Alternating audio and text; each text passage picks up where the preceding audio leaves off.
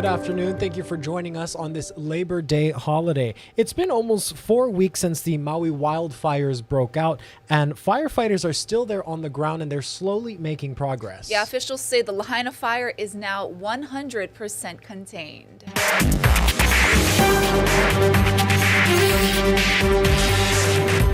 That does not mean the fire is extinguished. There may still be some hot spots. The blaze has charred 2,170 acres and more than 2,200 structures were destroyed or damaged. Meanwhile, the Kula fire is now at 95% contained and the Olinda fire is 90% contained. Fire officials are still warning that those upcountry fires will likely continue to burn for an extended period of time due to their hard-to-reach locations. The FBI says there are 385 people reported unaccounted for after the Lahaina wildfire. It's about the same number as the first list, but most of the names are now different. The county says since the original list came out, 245 people were found safe, but 242 new names have been added. These are verified real people with a confirmed first and last name and a contact number for the person who reported them missing. We're told the list will now be updated weekly. Governor Josh Green joined us here on Hawaii News Now Sunrise this morning to talk about the latest on the Maui wildfire response, including some confusion over accurate numbers on that FBI vetted list. Here's some of that interview. For a time, especially in the beginning of the crisis, we took every single name from the Red Cross, from the FBI, anyone who put a name on a board. That number was very high, as you remember. It was a couple thousand, and it dropped to 1,200, and then 800, and then down to 385, okay? Yes. So that's any number, maybe just someone gave a first name. Now then there's another subset, which is people who have actually filed a missing persons report with the Maui police. That number started at 112. And then about 30 people were found to be deceased and another 25 people were found at the hospital. And so it dropped down to 57. And then as of yesterday, it dropped down to 41. So there's 41 cases that the Maui Police Department have enough information, first name, last name, how tall a person was, what their address is, what their age is, that they can investigate thoroughly. And so what the Maui Police Chief has told me is, everyone out there, please file a report, because we do want to find out how many people are really missing and how many people might have been traveling through or someone was just guessing. So it's important. The 385, which by the way dropped about 60 in the last 2 days because they have already been able to find 60 or so of those people, is now getting closer to 300. And we're at 41 for which we have all of that extra information to do the investigation. I hope people understand that I'm trying to be more specific, not less, because that's how we will find and determine whether those people lived or didn't. Yeah, and the search is going on no matter what. We're not disputing that there might still be more out there. Of course. Okay, what is the progress as far as the EPA clearing out Lahaina and making it safer? So they're actively working, and they're going to work aggressively. They're doing it in quadrants so that as of about 24 to 36 hours ago, they had gone through 89 properties and cleared them. They're taking out chemicals like Freon, things that are associated with air conditioners, some stuff that might be toxic. They're looking for asbestos. We're going to try to get them to go through as fast as possible through the 2,000 plus properties so people can start getting back in there. Now, if you have any information on someone who's missing, you're urged to call the FBI at the number on your screen. You can also go to fbi.gov/Maui wildfires. If you need to file a missing persons report, call Maui Police at 808-244-6400 or email unaccounted@mpd.net. 4 more victims of the Lahaina fire have been officially identified.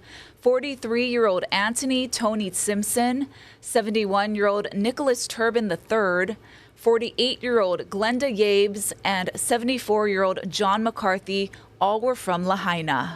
And Tony Simpson was a first responder. He worked as an EMT. He was identified through a DNA sample. MPD notified his loved ones Friday afternoon. He was someone I never had a day before work that I regretted to go to work, because I worked with him, 95% of my shifts for the last 3 to 4 years. He was a joy to be around. He was sincere, playful, and loved helping people. I lost a great partner that he felt like a brother, and that loss is hard. We're told the 43-year-old was not on duty when he died. Simpson leaves behind his parents, 2 sisters, and a brother. A different kind of resource hub is being set up for fire survivors. Casey Lund has the details from Kahului. Aloha from Maui Mall. Just want to give you an idea of where this resource center is by the longs in between the TJ Maxx here at Maui Mall. And the Council for Native Hawaiian Advancement has set up a permanent shop here, and they want people to know that they'll be here for the long haul from 10 a.m. to 6 p.m. every day. We're going to go inside and introduce some special people with us today as we talk about what this means for the community. Again, set up by the Council for Native Hawaiian Advancement. We've got Kuhio Lewis. Kukui Keahi is with us. She's going to be running the center here. And we also, of course, have the Lieutenant Governor. And I just want to talk to you about what a special place this is and why this is kind of a unique center.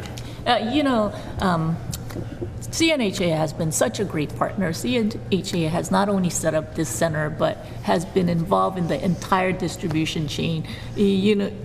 In a time of crisis, in a time of need, we turn to organizations that we can trust and people trust, and that is CNHA. And this is important so that people in the community knows that they can count on a Native Hawaiian organization for help. Yeah, and I think the other really unique thing and why this is so special is that it's being run by people from Lahaina who, again, Kukui, you lost your home.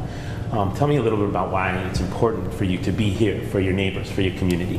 It's important to me to give back to my family. We are all one, as I was just actually speaking to Lieutenant about here, that we are all one. So to give back to my family is one, so we can rise as a Lahui together and come back from all of this. And you got some pretty amazing team members too. We talked to some of them earlier today on the morning show, but it's a special group here, and that's what you want people to know, that they can come here. These are familiar faces, and these are your neighbors. Yes, and we're not going anywhere. We're going to be here for you no matter what. We're here for the long haul. Very good. Kukui, thank you so much for sharing. And I'll step over here. I want to talk also with Kuhio Lewis, the CEO for the Council for Native Hawaiian Advancement. I just want you to kind of wrap things up because I kind of want to talk about what's available here. Services, resources, what should folks know, and just kind of give you the details of what's available here. So we're calling the hub Kako, which means to uplift, to support. So there's a wraparound services from legal support to application assistance to counseling. We're going to be giving away things as well here at the hub. But it's a cultural approach, and it really is a Kako thing where there's so many hands that came together to make this possible. We also want to lead by example. We want the federal government, the state government to see how we uplift community, put the power into their hands. So that's what's going to be available here. It's not just resources, but it's people that can connect with others. And really quickly before we go, I'm going to talk about this. $7 million more, right, has been raised, and this is. You're seeing that money in action, correct? Yeah, absolutely. And I want to thank all those donors that helped. This is where the resources are going. It's going into meaningful ways to support and uplift this community. The resources that we have are also going to be helping fill the gaps. There's going to be a lot of people that are going to get denied. They're not going to be able to cover all their needs, and so we're hoping those funds can support them in those areas. Very good. Kuhio Lewis, Kukui Keahi, and Lieutenant Governor Sylvia Luke, thank you. We mahalo for your time. We want to again send people to hawaiinewsnow.com. That's where we have the website for the Resource Center here, all the information you need. Again, they're open every day from 10 a.m. to 6 p.m. For now, we'll send things back over to Oahu. House Speaker Kevin McCarthy toured Lahaina on Saturday. He brought a bipartisan group of lawmakers while pledging continued congressional support for the community. We met with the governor, met with the mayor, we met with FEMA, all the resources. We went to the Resources Center. We met with those who have lost their homes and spent time with them and what they're going through, walking through the school being destroyed and realizing just the sacred area that this is. I've been fortunate enough to be able to come here with my family many times before, and knowing that area, spending time there in the restaurants, down by the tree, and knowing how much that meant to everyone, and seeing how can we make sure we find all those who are still lost, and how do we rebuild. We've posted Speaker McCarthy's full press conference on our website, hawaiinewsnow.com, as well as our YouTube page. Happening today, a member of the Tongan royal family will meet with survivors on Maui. Princess Angelica Latufuipeka Halaivalu Mata'aho Napua Okalani Tuku'aho is the only daughter of His Majesty King Tupou VI. She's meeting with Maui's Tongan community today to relay a message of love and support. Our Chelsea Davis will have more on this story coming up this evening on Hawaii News Now. Officials on the Valley Isle have lifted late-night restrictions into West Maui. Drivers can now travel along Honoapi'ilani Highway 24 hours a day. Police, however, will still ticket and tow vehicles parked at the Lahaina bypass where signs are posted.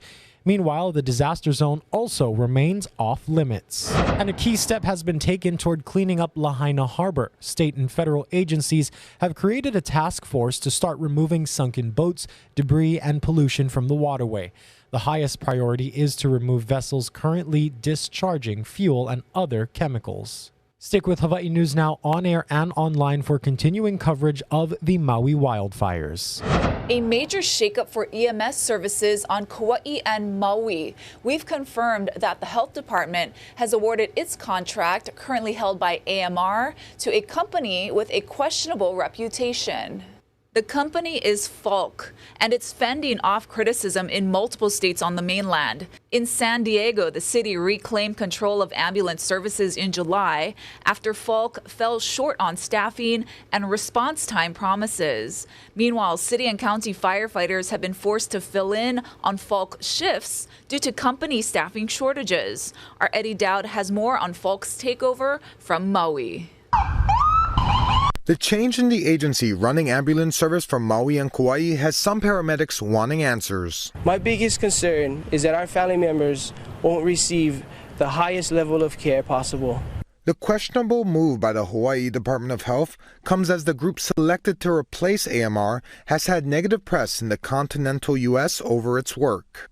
In San Diego, Falk reportedly told the city they could cover over 1,000 hours a day, but rarely hit that goal.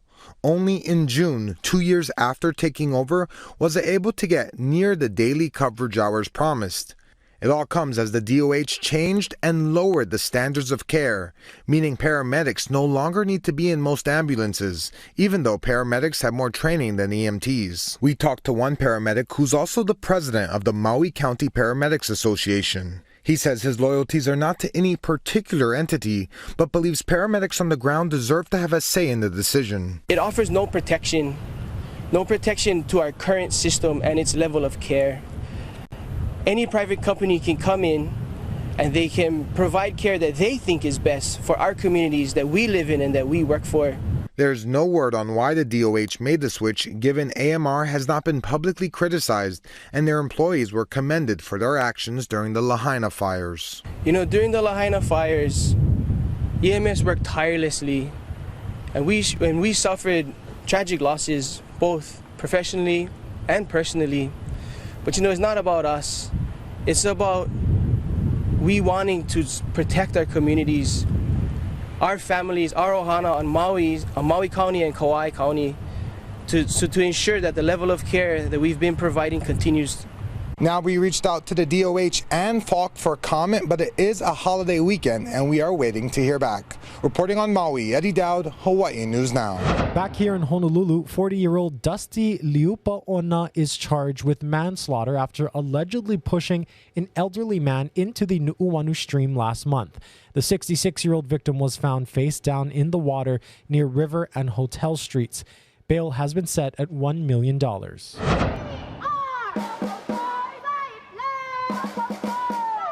On this Labor Day, Local 5 members who make up hotel staff throughout the state took to the streets.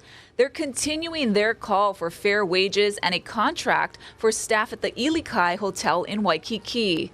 Union reps say while hotels across the state have settled contracts, Ilikai workers have been without one for 5 years. Work that they've been doing, same as what the workers are doing at Modern and in Hilton, and yet these workers at Ilikai are making $7 less. Well, the workers have been patient, but I think it's time. Business is back, tourists is back. It's time for the company to take care of the workers. They deserve to have a better contract. We're told they'll be out in front of the hotel until 6:30 tonight. They chose today for the rally to celebrate the power of worker solidarity and collective action. Well, our friends here at Hawaii News Now in the Hi Now department are cooking up something new. Let's send things over to Rachel and Kainoa with the details. Hey, how's it, Aloha gang? Kainoa Carlson. And I'm Rachel Picaro. For years, you've been waking up to Hi Now on Hawaii News Now Sunrise. But today is the start of something new. That's right. Later this afternoon, for the very first time, Hi Now Daily will be live. We have a great first show planned featuring Jake Shimabukuro. Plus, fresh off a national cooking competition, the Bald Guy food truck is stopping by to chef up Samono Grimes. Catch us this afternoon at 3 p.m. on KGMB and K5. Live. So awesome and exciting to see. That's huge. That's a huge, big, major step. Wish them the best of luck. Live television, as we know, Dylan, is exciting. Anything can happen over live TV. That's right. But yes, best wishes to them. Again, that's happening today at 3 o'clock. Yep. So tune in to Hi Now Daily there. Let's go ahead and take a live look out over this beautiful day, Honolulu Labor Day. We hope you, wherever you are enjoying this Labor Day break if you have it, or if you're like Ashley and I, you're at work somewhere here. Guy Huggy will have more on your forecast right after this short break.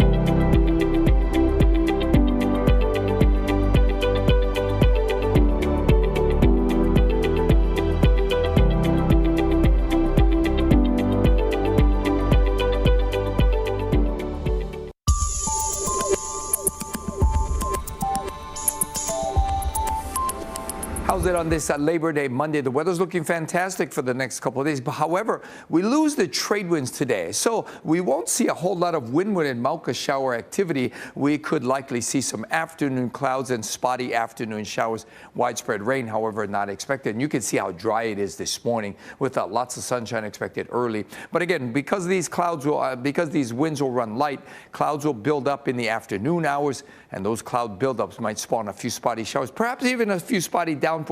However, significant widespread rain not expected. So we've got a very nice day shaping up. High temperatures running to near 90 for some areas, but keep in mind, with those light winds, humidity levels will be climbing, might feel a little bit warmer than 90 degrees. And because the winds will run light, great surf conditions early, but heads up, we've got a solid swell building tonight. South Shores could be under a high surf advisory by tomorrow. Could be pretty big. And as far as the weather for the next several days, we're not seeing much in the way of change. These light variable winds and humid conditions, spotty afternoon showers through tomorrow. And then a weak trade wind regime comes in. We'll have those weak trade winds, but there's still a chance for some spotty afternoon showers, but significant rainfall not expected anytime soon. Thank you so much, Guy, for that forecast. Now to some shocking video of a celebration gone tragically wrong in Mexico. It happened over the weekend at a gender reveal party which used a plane. As you can see, its wing buckled after the pilot tried to pull up, causing the plane to roll before crashing down as the celebration continued. The pilot unfortunately was killed in the crash. Many of the partygoers were unaware of what had happened. No one else was injured. Now turning overseas, Ukraine's president is replacing his defense minister. It's a major shakeup in the middle of the war and a move by Volodymyr Zelensky to try to end corruption in his government. Imtiaz Tayeb reports from Kyiv. Ukraine's early morning assault on Russia's defensive lines near Bakhmut is intense. The running gun battles come months after Moscow-backed mercenaries seized control of the strategic eastern city, which has seen some of the war's most brutal fighting. But as Ukraine's counteroffensive grinds into a stalemate on multiple fronts, the removal of Reznikov comes as the military starts to make important gains in the south. According to U.S. officials, there's been, quote, notable progress near the southern city of Zaporizhia over the past 72 hours. But the Kremlin isn't backing down. This morning it launched a 3.5-hour assault on the Danube River port of Izmail. According to the Ukrainian military, its air defense system shot down at least 17 of the Russian drones. But some hit their targets, damaging buildings and killing at least 2 people. Away from the front lines and deep underground, it's back to school for these kids. Officials in Kharkiv, Ukraine's second largest city, have set up dozens of improvised classrooms for around 1,000 students in a local subway station. We're trying to do everything possible for our children not to feel this war, the school's director Lyudmila Yusichenko says. We're trying to create a safe environment for them. Now, it's not only a different approach that's being taken militarily, but also when it comes to educating children and nearly all other aspects of life across Ukraine.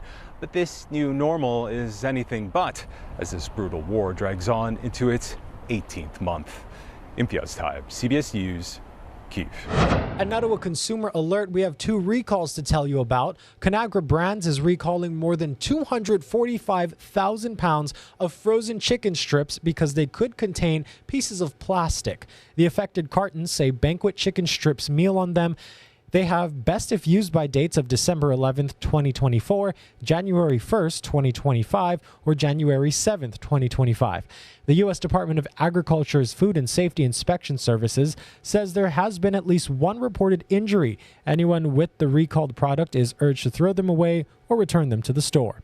Meanwhile, tens of thousands of high chairs sold in the U.S. and Canada are also being recalled. The Consumer Product Safety Commission says 83,000 Tomy brand chairs are a fall hazard. According to the recall, the bolts used to secure the seat to the base can become loose and allow the seat to detach. There have been at least 24 reports of falls. 11 of them resulted in injuries. Tomy's website says the chairs were sold at Bed Bath & Beyond, Target, Toys R Us, Walmart, and Amazon. The company says anyone who wants to keep using the high chair can order a repair kit from them. Definitely a lot to keep an eye on if you are a consumer of those products, especially the parents. Absolutely. Well, we have more news from around the world. This is crazy. So 2 people have been detained in China after allegedly damaging a section of the Great Wall with an excavator. That's according to state media. Authorities said they received a report on August 24th that a gap in the wall was created in the Yangchenhe township. Police found a 38-year-old man and a 55-year-old woman had used the heavy machinery to create a shortcut to pass through, causing irreversible damage. Now, the area known as the 32nd Great Wall is one of the surviving complete walls and watchtowers dating back to the Ming Dynasty. I'm sorry, seriously? I know. Like, that is just pure irresponsible right there. Yeah. Truly mind-boggling to think that they did that. We want to turn to France now because France is drowning in a surplus of wine. 80 million gallons of it. So what are they doing? Well, they're paying millions of dollars to destroy it. Now, according to the Washington Post, it will cost the country a whopping $216 million. The process involves distilling the wine into pure alcohol and using that alcohol for other products like cleaning supplies and perfume. Destroying enough wine to fill more than 100 Olympic-sized swimming pools may sound crazy, but France says they think it makes economic sense because it's getting more costly to produce wine, and the French are drinking less of it in recent years. Now, the result is that some winemakers have a surplus and can't charge enough to turn a profit. I don't know. There's never a surplus when I'm around, so. Yeah, well, in parts of the world like that, wine is more cheaper than water. Yeah. Yeah. Well, give us the bottle. We'll take it. We're going to end today with a beautiful live look outside of Hilo. Again, we hope you are enjoying this Labor Day holiday. Don't forget, our friends at Hi Now Daily have their inaugural live show starting at 3 o'clock this afternoon.